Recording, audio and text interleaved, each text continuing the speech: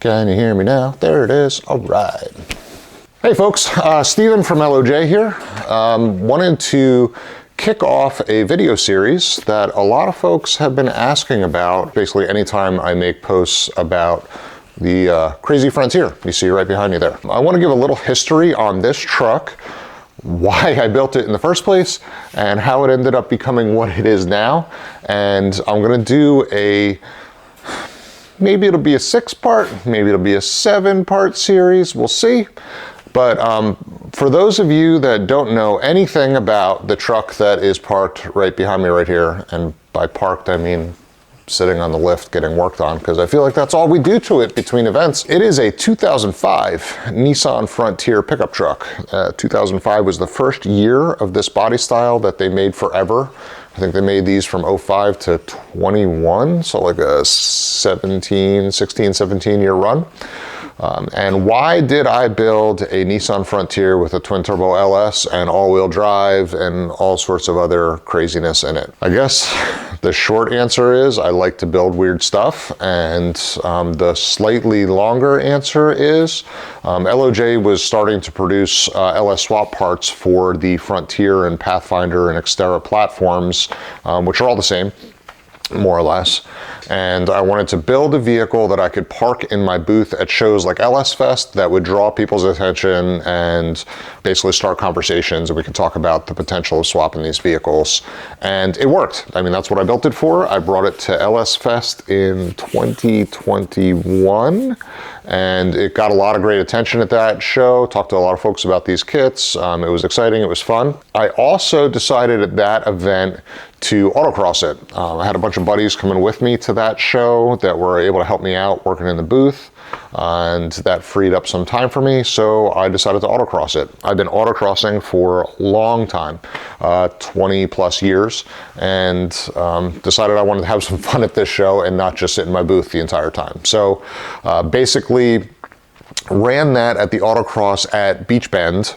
For those of you that may or may not know about LS Fest, if you enter the autocross, there's actually 2 autocross tracks. One's at Beach Bend where the main event is taking place, and one is actually out at the National Corvette Museum racetrack.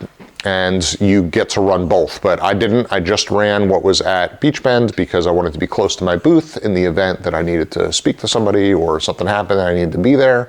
And I was just doing it for fun, not to win, not really anything. And the truck was like solidly mediocre at that event, to be honest with you. It was the first time I ever drove it in anger, the first time I ever competed with it. And it was fine. It was fun. Made a lot of fun sounds and, drew a lot of attention, and it was cool, but not a competitor by any stretch of the imagination. And, the event wrapped up. We packed up the trailer and started heading back up to New Jersey.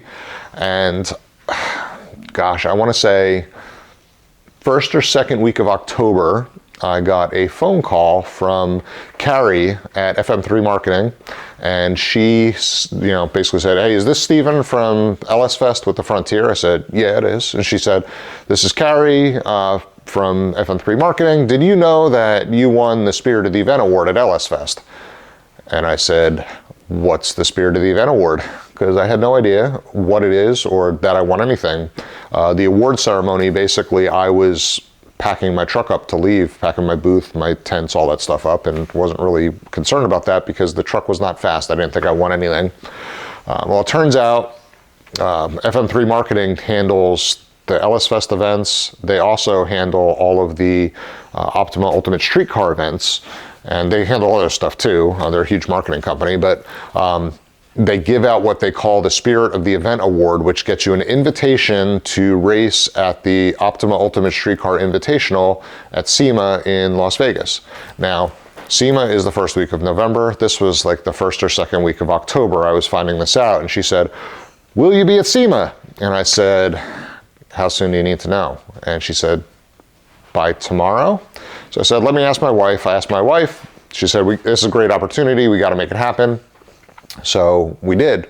We made it happen, and I, in 3 weeks, made whatever changes I could to the truck to make it at least a little bit better. I put better tires on it and better brake pads and a couple other little things, nothing major, but just to make it reasonably safe to take out on a racetrack because, first of all, I had never been on a road course in my life before this point. It was something I always wanted to do, but never did. Autocrossed a lot, never had been on a road course.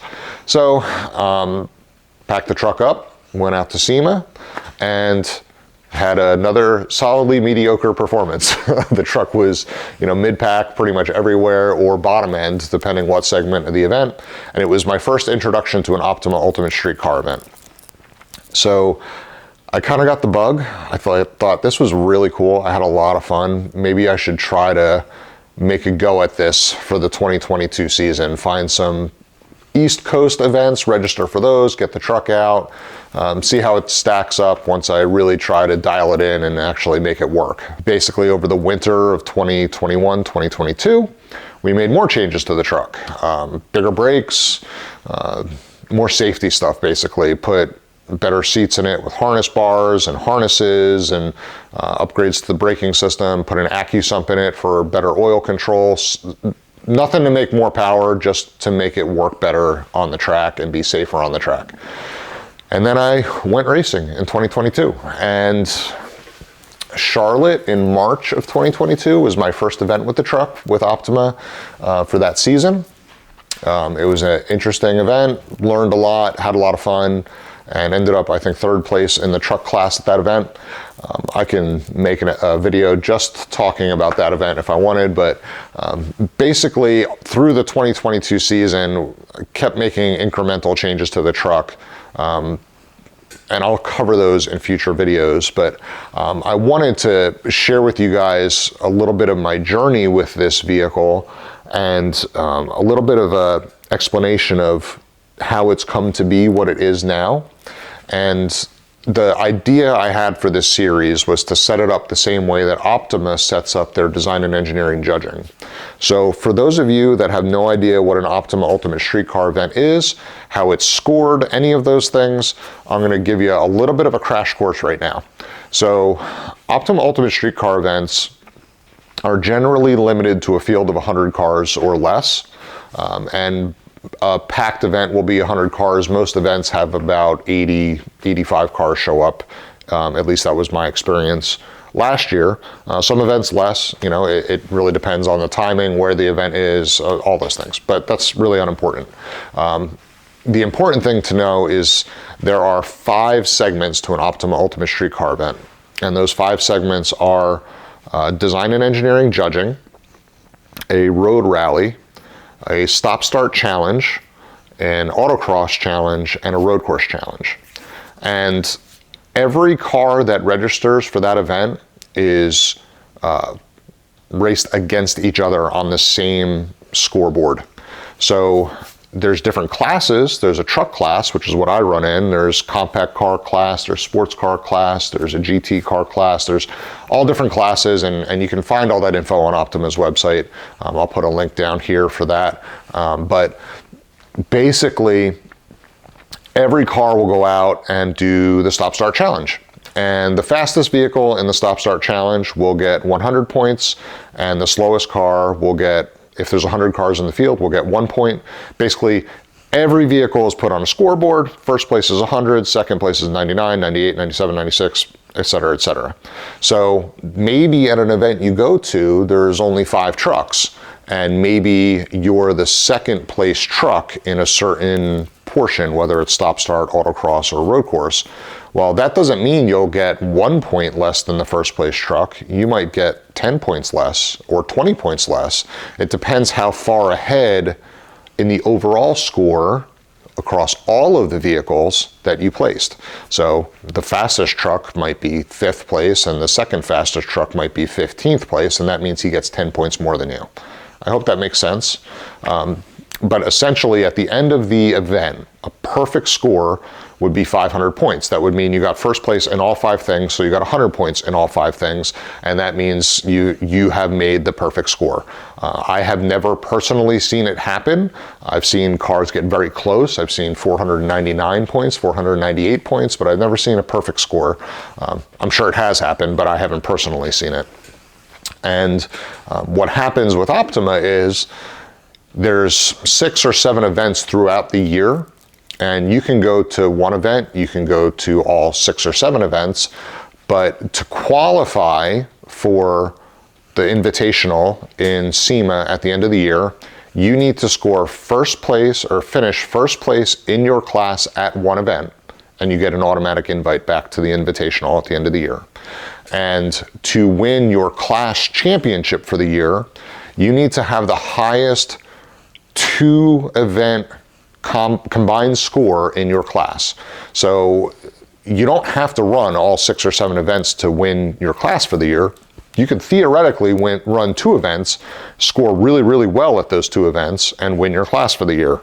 Or you can run 3, 4, 5. The more events you run, the better chances you have of getting a high combined score, because lots of factors come in. Vehicles break.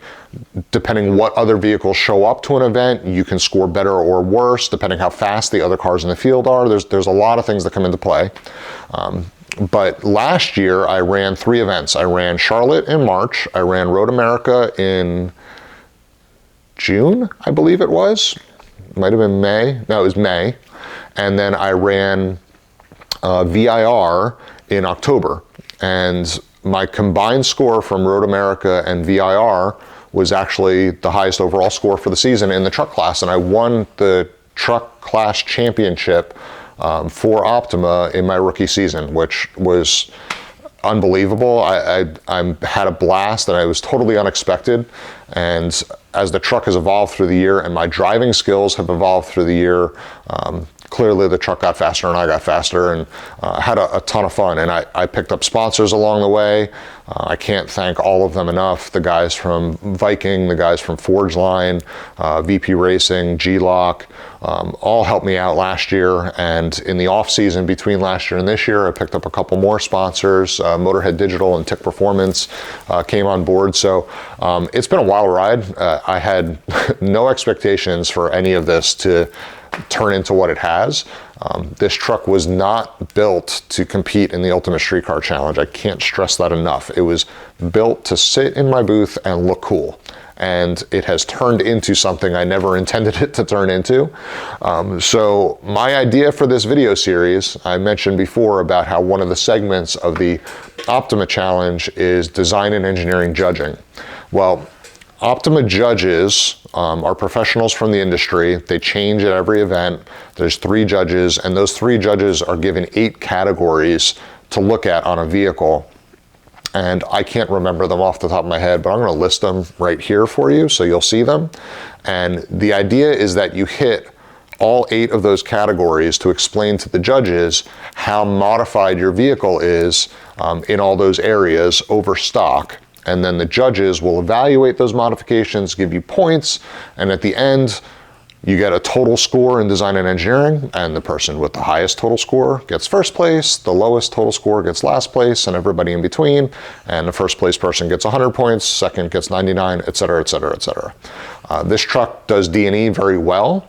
It's been second place, third place. It might have even been first place once, I'd have to check, but it does very well in design and engineering judging, which helps me in my overall points for an event. It's all stuff that you got to take into consideration. And but what I'm going to do is each of those 8 categories, I'm going to do a YouTube video on each of them. Now, mind you, at an Optima event for design and engineering judging, you have to hit all 8 of those categories in 4 minutes. So you essentially have 30 seconds to talk about each if you split the time evenly. There's a lot going on in each of these categories with this truck, so I have to talk very fast and hit the highlights, and that's it. But here on YouTube, we have more time. So I will spend as much time as I think I need to talk about all of those things on this vehicle, and I'll do a video for each. And I'm gonna drop those hopefully weekly. I have some time freed up this year with some things changing at LOJ, which we can talk about in another video. But I'm excited for all the stuff going on this year, and I'm excited for another season of racing, and I hope you enjoyed this video, and I hope you tune in for the following videos talking about all these things so you can get to know that crazy frontier a little more, understand how it works, what it's made of, and I'll also share with some of the changes that are happening for the 2023 season in each of those categories to make the truck perform better, not just on the track, but also in D&E to get more points. So thanks for tuning in. I appreciate it. I hope you like and subscribe to us. The YouTube algorithm apparently only cares about likes and subscriptions now. So I appreciate you tuning in, and we'll talk to you soon.